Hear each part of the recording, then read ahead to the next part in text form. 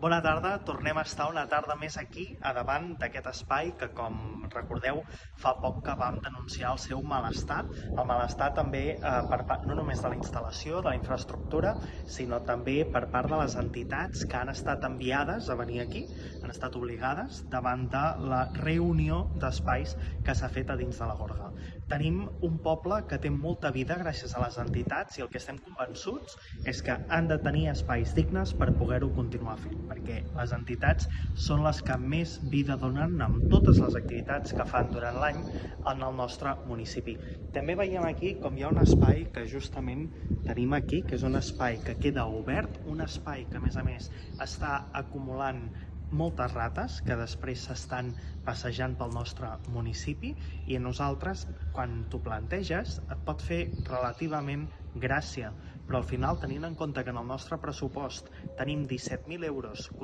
establerts per poder dedicar a desratització i a dia d'avui no se n'ha fet servir ni un euro, dona molt que pensar. No és el mateix pressupostar que gastar, i aquí és on acaba havent-hi un romanent davant de la incapacitat de gestionar, davant de la capacitat de liderar que té el nostre govern municipal. Per què fem el vídeo des d'aquí? Doncs perquè si aquí estem guardant coses, guardant mobles, guardant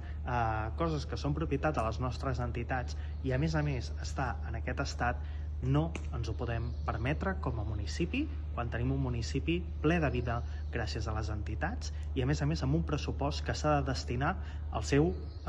destí real. No poden quedar-se en el banc perquè els diners, com sempre diem des de Junts per Catalunya, els diners al camp. Que tingueu un bon dia.